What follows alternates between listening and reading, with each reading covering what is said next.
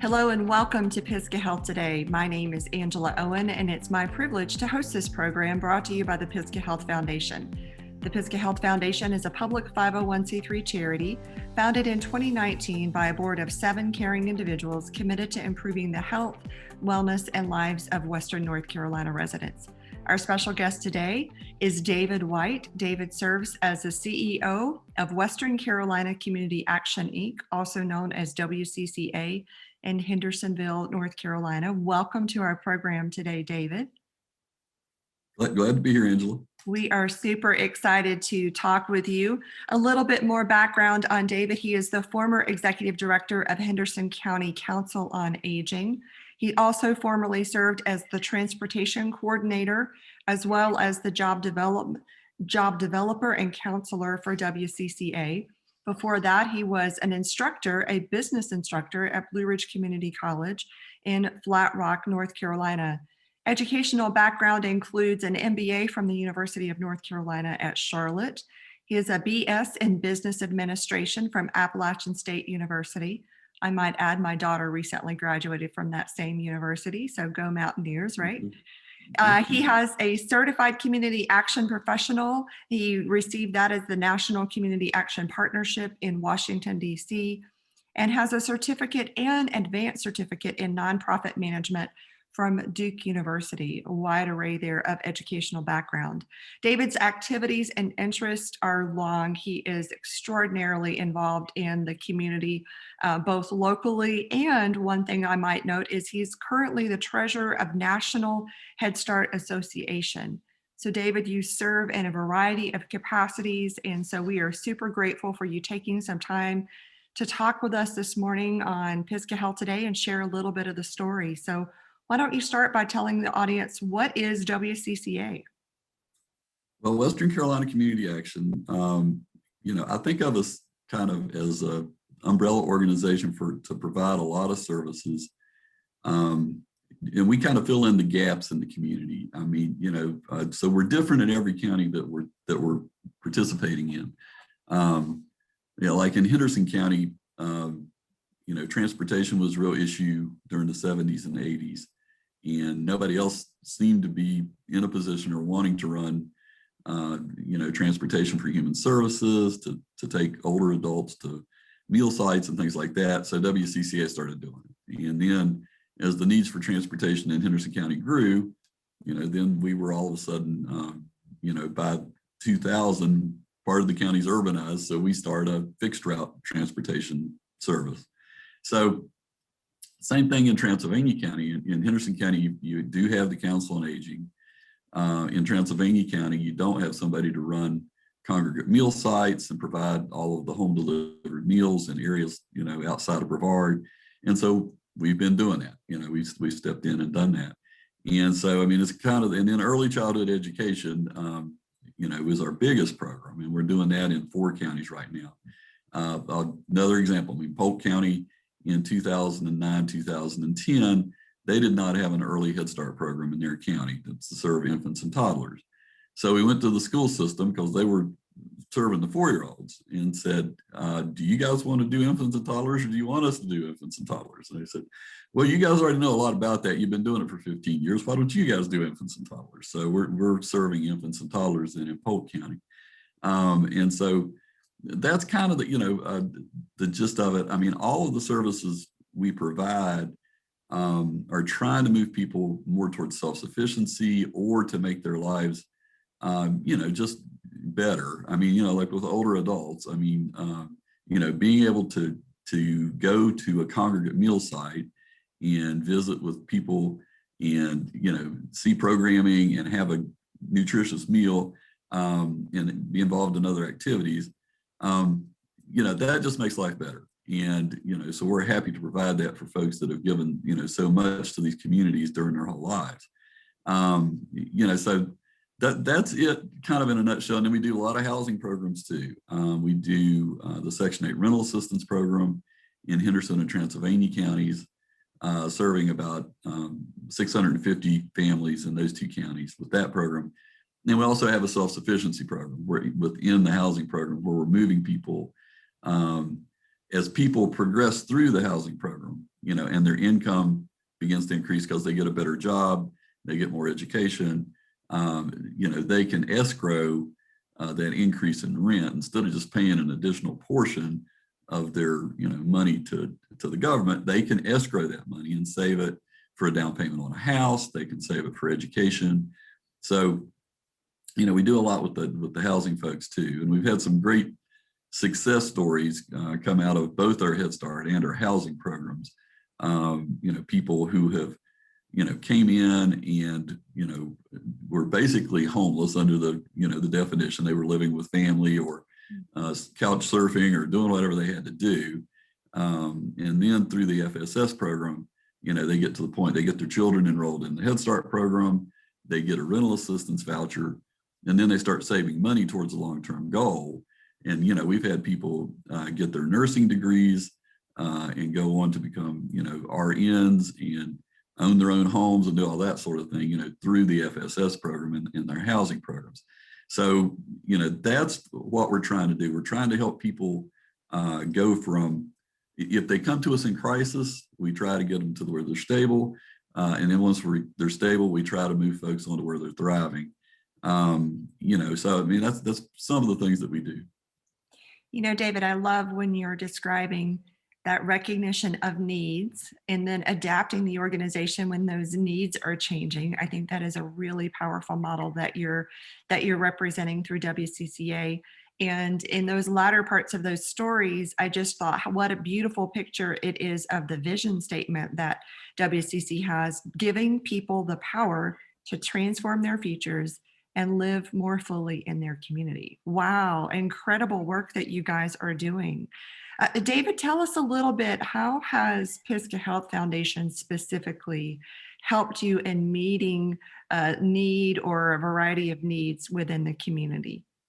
Well, I think the really, being as involved in the community as we are and seeing the needs, and one of the things that we really have need for is space for our early childhood programs. It seems like that's always a challenge. It's expensive to build facilities. Space is tight within the school systems. And so just having space and good space to operate early childhood, education programs is a real challenge. And then another really big challenge within the early childhood space right now is workforce. I mean, just finding, training people who want to go to work in that field. And then, I think we do a good job of providing good paying benefits to keep them there once they're in the field. So, where Pisgah was very instrumental, we were seeing that same need in Transylvania County. We need more space for early childhood education, and we need to be, helping people get into the field. And so Brevard College was starting an early childhood education program within their education department. And we were looking for space, to serve more children in Head Start, early Head Start, and NC Pre-K.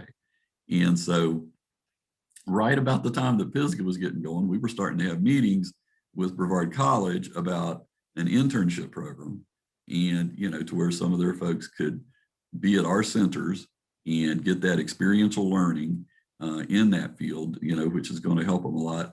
And then, and then maybe we'll get a teacher or two out of it also, which would be really nice. And then at the same time, looking at space. And so with, Brevard College, Dr. Joyce and Scott Sheffield and everybody over there, Betsy, in the early childhood department, Dr. Betsy Burrows is but anyway, but those folks, they've got a vision too for some of the programming and some of the space that they would like to see at Brevard College. So Pisgah helped us. We've already got the internship program up and running. Of course, like everything else, COVID slowed it down some. I mean, it was just, getting our children back out into the centers, and then getting the students from Brevard College, to feel comfortable coming in. We're doing all that, social distancing, mask wearing as much as possible, all those things, but we are back up and running, and the students from Brevard College are there.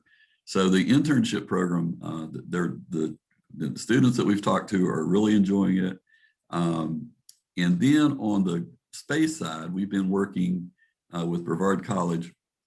We do have a site picked out on the campus where we would like to have, a building that's going to have, be serving 40 or 50 children with early Head Start and NC pre-K services.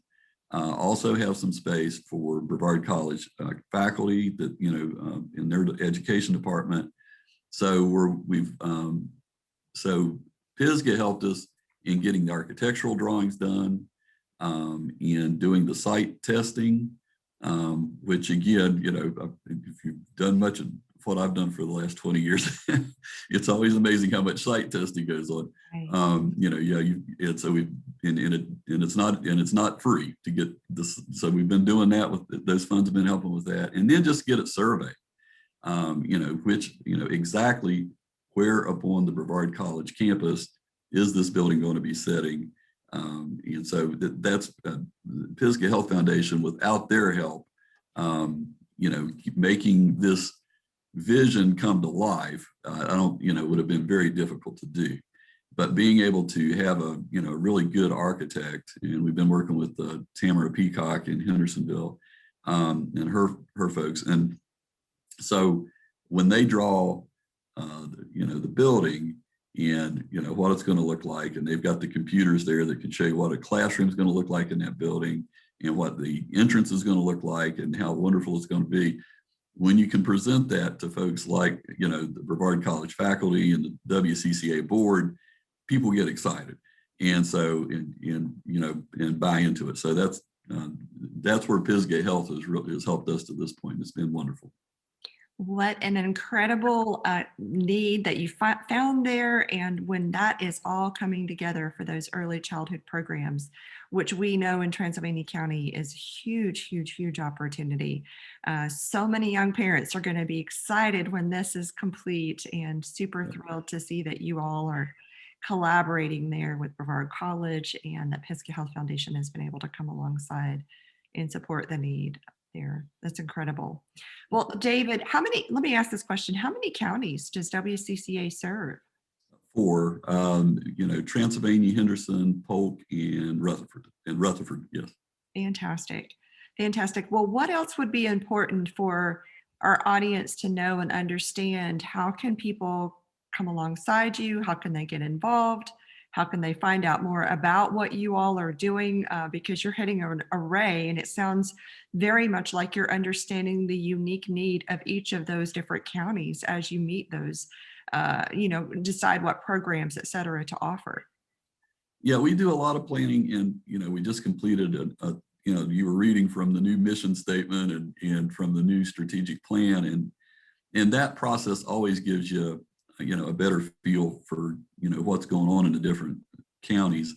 We also do extensive community needs assessments through the transportation programs, and through Head Start requires an annual community assessment, and every 3 years you've got to really dig in deep and see what's going on. But it's really right now, I think we've got more opportunities for folks to get involved than I've seen ever. We've got 2 thrift shops now, one in Rosman. We started that one 20 years ago to sustain our older adults meals programs in that part of Transylvania County.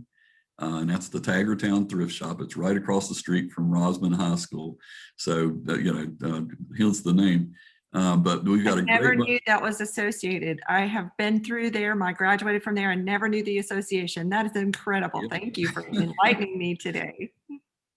And we use the proceeds from what we make from the Tigertown Thrift Shop.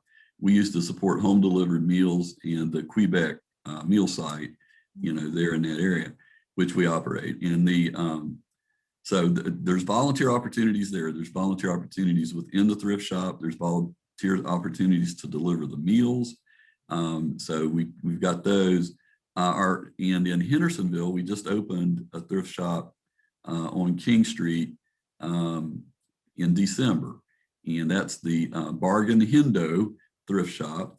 And so, we're needing volunteers there. Donations at both thrift shops are always welcome. So we've got those opportunities. And in early childhood education, this is a new one that we haven't done before.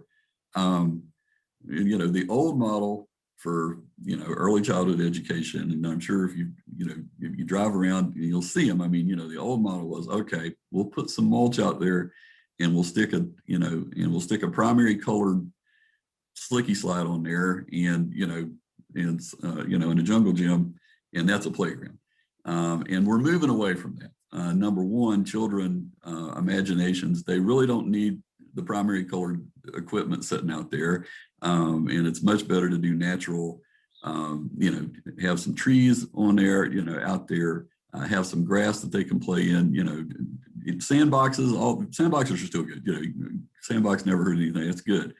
And so they're in doing landscaping on these new types of playgrounds that we're doing. We're looking for help with that. Master gardeners, or if you just like to dig in the dirt a little bit, again, part of it is having gardens out there that the children can participate in growing things and learning about all that. So we're looking for volunteers to help us on those new playgrounds. And the other piece is we've always loved people from the community to come in and volunteer in the classrooms, reading to the children, helping them, in the early, with the infants and toddlers. If you've got a good volunteer that can go in there and help with those children, that's wonderful too. So we've got volunteer opportunities in early childhood also. Lots of ways to get involved. Go shopping, go give something at the shop, go volunteer at the shop, dig in the dirt. Many different ways to get involved there. Incredible. Well, David, thank you so very much for taking time today to join us here on Pisgah Health Today. And on behalf of the Board of Directors of the Pisgah Health Foundation, I would like to say thank you to you and the rest of the organization for the countless ways that you're serving our community, from the smallest ones all the way up to those who are perhaps in the latter stages of life and everyone in between. You're certainly doing a fabulous job through WCCA. And thank you so very much for being here today, David. Okay, thanks for inviting me, Angela. And we also would like to say thank you to Wildflower Media for their technical and creative support in bringing these programs to you. And while you're here, let me encourage you, go share this video, like us if you're watching us on Facebook, subscribe if you're watching us on YouTube. And if you would like to hear more and support more stories like you've heard today from David, let me encourage you, go to pisgahealthinsiders.org and join the movement. We also want to say thank you to the Pisgah Health Foundation board and staff, as well as the Physicians Roundtable. And thank you to you, our viewers, for making this a part of your daily life as you watch the Pisgah Health Today. Until we see you on the next program, stay well and be well.